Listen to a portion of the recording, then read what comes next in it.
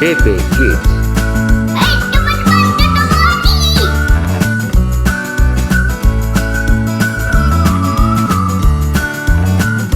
Selamat pagi adik-adik, berjumpa kembali lagi di DP Kids Weekly. Jangan lupa pagi ini kita mengucap syukur atas berkat yang Tuhan berikan dan kesehatan yang Tuhan berikan. Ya, yuk kita mulai ibadah ini dengan doa pembuka. Mari teman-teman kita lipat tangan, mari kita tundukkan kepala. Tuhan, terima kasih satu minggu ini yang telah Kau berikan Tuhan. Kesehatan, berkat, kuasa yang Kau berikan satu minggu ini. Tuhan, pada saat ini kami mau ibadah, berkati dari awal hingga akhir. Terima kasih Tuhan, berkat dan kuasa yang Kau berikan. Terima kasih Tuhan, haleluya, amin. Ya, yuk kita sebelum kita mendengarkan firman Tuhan, kita mau memujikan pujian untuk Tuhan.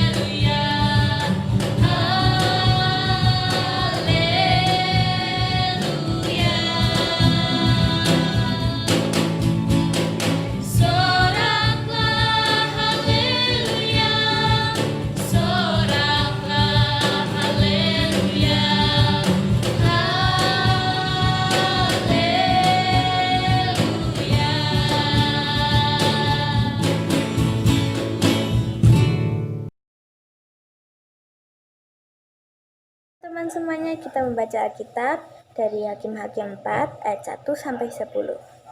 Setelah Ehud mati, orang Israel melakukan pula apa yang jahat di mata Tuhan. Lalu Tuhan menyerahkan mereka ke dalam tangan Yabin, raja Kanaan yang memerintah di Hazor. Panglima tentaranya ialah Sisera yang diam di Haroset-Hagoyim. Lalu orang Israel berseru kepada Tuhan, sebab Sisera mempunyai 900 kereta besi dan 20 tahun lamanya ia menindas orang Israel dengan keras. Pada waktu itu, Deborah, seorang nabiah istri Lapidot, memerintah sebagai hakim atas orang Israel. Ia biasa duduk di bawah pohon kurma Deborah antara Rama dan Betel di pegunungan Efraim. Dan orang Israel menghadap dia untuk berhakim kepadanya. Ia menyuruh memanggil Barak bin Abinoam dari Kedes di daerah Naftali, lalu berkata kepadanya, "Bukankah Tuhan Allah Israel memerintahkan demikian? Majulah, bergeraklah menuju Gunung Tabor dan membawa 10.000 orang Bani Naftali dan Bani Zebulon bersama-sama dengan engkau. Dan aku akan menggerakkan Sisera panglima tentara Yabin dengan kereta-keretanya dan pasukan-pasukannya menuju engkau ke sungai Kison, dan aku akan menyerahkan dia ke dalam tanganmu." Jawab Barak kepada Deborah, "Jika engkau turut maju, aku pun maju. Tetapi jika engkau tidak turut maju, aku pun tidak maju." Kata Deborah, "Baik, aku turut. Hanya engkau tidak akan mendapat kehormatan dalam perjalanan yang engkau lakukan ini, sebab Tuhan akan menyerahkan Sisera ke dalam tangan seorang perempuan."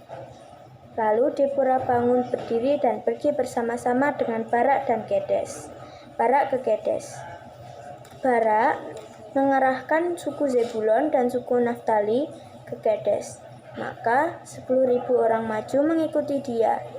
Juga Deborah maju bersama-sama dengan dia.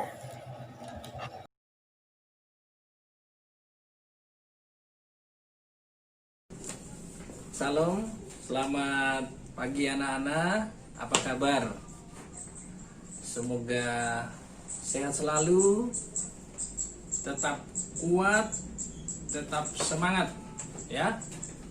Walaupun situasi sekarang ini lagi tidak baik atau kurang baik dengan virus corona ya, tapi Pak Oksan yakin anak-anak selalu senang, bergembira, sehat, dan selalu diberkati oleh Tuhan Yesus.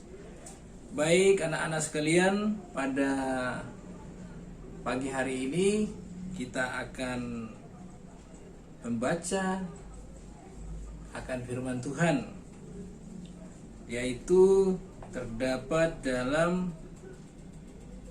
Perjanjian Lama, Hakim-Hakim 4 ayat 1 sampai dengan 10. Ya, silakan anak-anak buka Alkitab, Hakim-Hakim 4 ayat 1 sampai 10.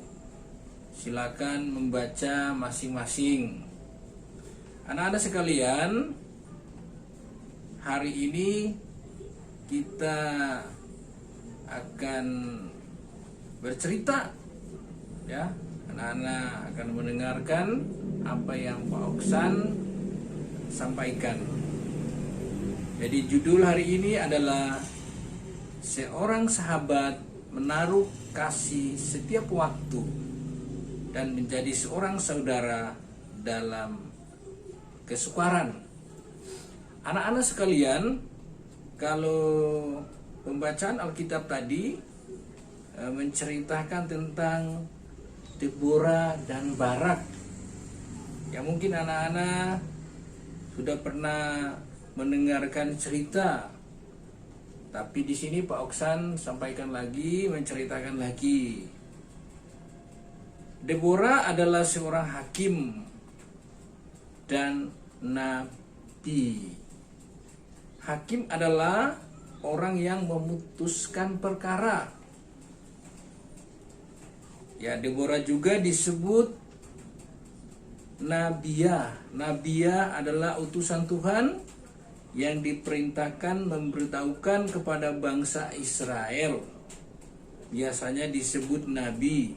Ya, karena Deborah adalah seorang perempuan, maka dipanggilnya nabiah. Kalau Barak adalah panglima perang bangsa Israel, ya. Barak adalah panglima perang bangsa Israel. Jadi Deborah dan Barak ini itu mereka bersatu, ya, memimpin bangsa Israel untuk berperang melawan bangsa Kanaan, ya. Jadi pada saat itu Tuhan memakai Deborah dan Barak ini untuk berperang melawan bangsa Kanaan, ya. Karena bersatunya Barak dan Deborah, maka bangsa Israel bisa mengalahkan bangsa Kanaan, ya. Anak-anak sekalian, cerita tentang Deborah dan Barak ini sangat-sangat luar biasa. Nah, bagaimana pada saat zaman sekarang, ya, anak-anak harus tahu bagaimana arti dari persahabatan. Kalau kita tidak bersatu, tidak bersahabat, maka apa yang kita lakukan tidak mudah untuk kita selesaikan. Jadi kalau pada zaman dulu itu mereka bersatu berperang melawan musuh-musuh, tetapi sekarang kalau anak-anak bersahabat, bersatu untuk saling menolong satu dengan yang lain. Contoh, ya, misalkan anak-anak punya teman di sekolah, ya, punya sahabat, dia memerlukan pertolongan, memerlukan bantuan dari anak-anak, ya. Ayo, kalau temannya minta bantu, dibantu enggak? Ya pasti anak-anak pasti bantu. Karena Pak Oksan yakin anak-anak Tuhan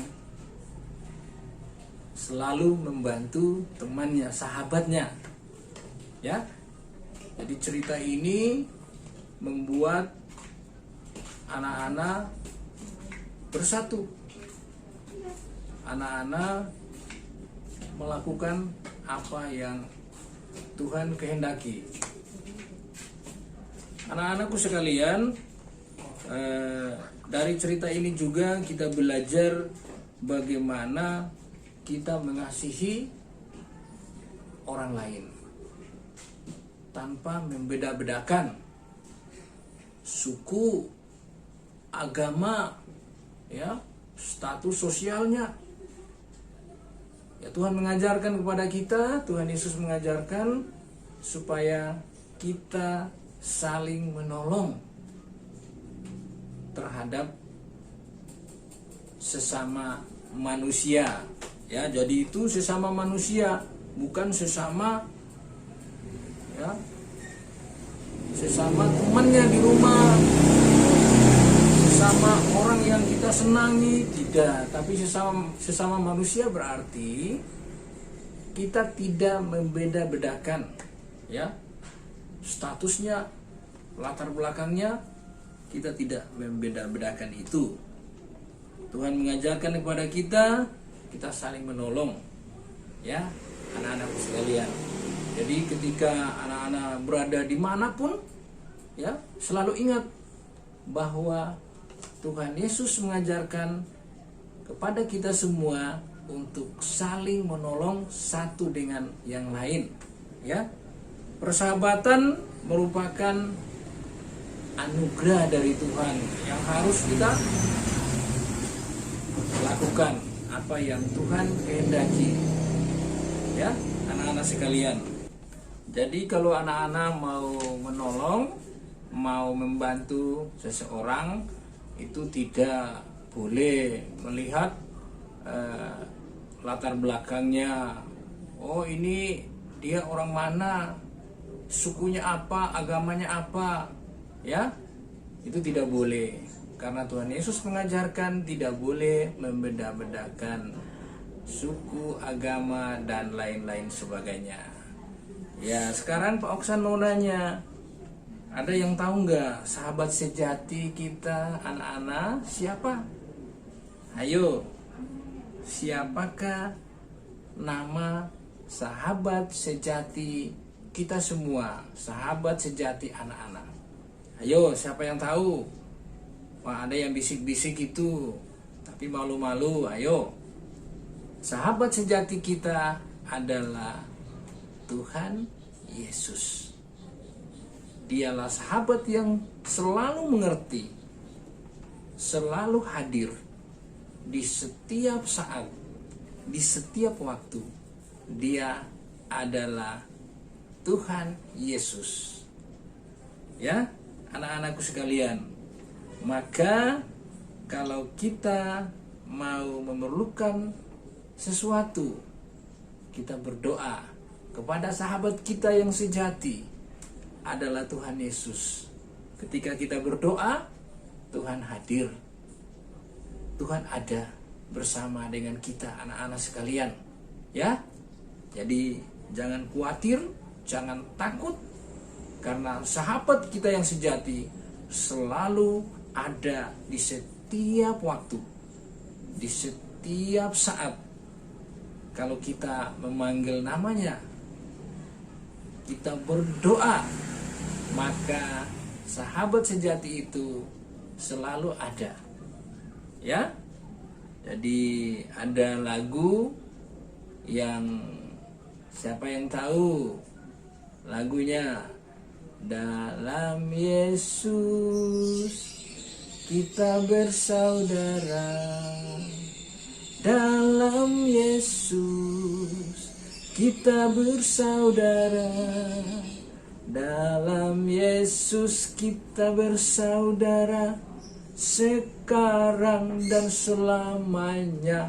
Dalam Yesus kita bersaudara. Ya, jadi di dalam Yesus ada persaudaraan, di dalam Yesus ada persahabatan. Oke anak-anak sekalian, lakukan apa yang Tuhan mau dan Tuhan kehendaki, ya. Jadi anak-anak yang baik, jadilah anak-anak yang luar biasa, menghormati orang tua, menghormati semua orang, mencintai Tuhan Yesus, ya, dimanapun anak-anak berada. Pak Oksan yakin anak-anak bisa melakukan apa yang Tuhan Yesus kehendaki. Semoga Tuhan selalu menyertai Pak Oksan, anak-anak sekalian, semua orang. Tuhan Yesus selalu menyertai kita. Terima kasih. Tuhan memberkati. Amin.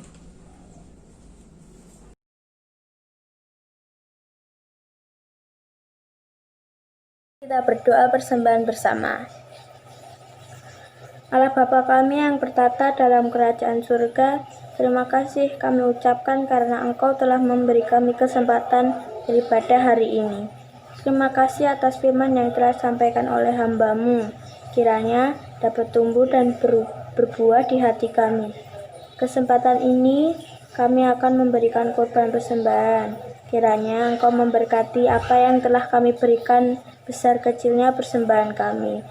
Dan kiranya persembahan ini dapat berguna untuk pelayanan pekerjaan Tuhan di tempat ini, sehingga nama-Mu dipuji, dimuliakan. Terima kasih ya Tuhan, inilah doa kami. Di dalam nama Tuhan Yesus kami berdoa dan mengucap syukur. Haleluya, amin.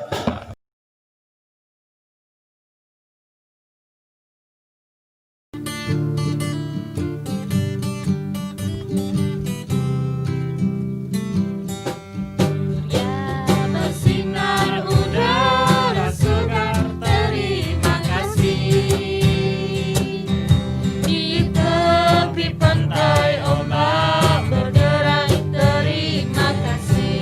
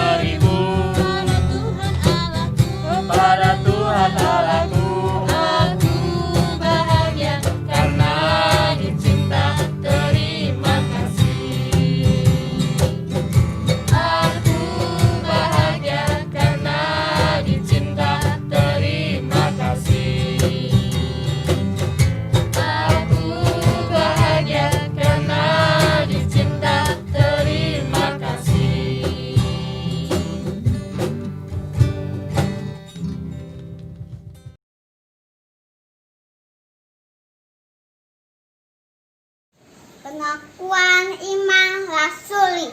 Aku percaya kepada Allah Bapa yang Maha Kuasa, sekali langit dan bumi, dan kepada Yesus Kristus anaknya yang tunggal Tuhan kita, yang dikandung daripada Roh Kudus, lahir dari anak darah Maria, yang menderita di bawah pemerintahan Pontius Pilatus, disalibkan, mati dan dikuburkan, turun dalam kerajaan maut. Pada hari yang ketiga, bangkit pula dari antara orang mati, naik ke surga, duduk di sebelah kanan Allah Bapa yang Maha Kuasa, dan akan datang dari sana untuk menghakimi orang yang hidup dan mati. Aku percaya kepada Roh Kudus, gereja yang kudus dan persekutuan orang kudus, pengampunan dosa, kebangkitan daging, dan hidup yang kekal. Amin. Sudah siapkan uang persembahan kalian? Ya, jangan lupa uang persembahan kalian masukkan ke amplop lalu kasihkan ke orang tua biar diantarkan ke gereja. Ya, yuk kita mari kita menutup ibadah hari ini. Tuhan, terima kasih Tuhan, Kau telah melindungi kami Tuhan dari awal sampai akhir. Terima kasih berkat dan kuasa yang Kau berikan hari ini. Tuhan, kami mau melanjutkan kegiatan kami masing-masing. Berkati Tuhan, terima kasih Tuhan berkat dan kuasa yang Kau berikan. Haleluya, amin. Ya, ibadah hari ini sudah selesai. Bisa kita kembali lagi di DP Klik Weekly.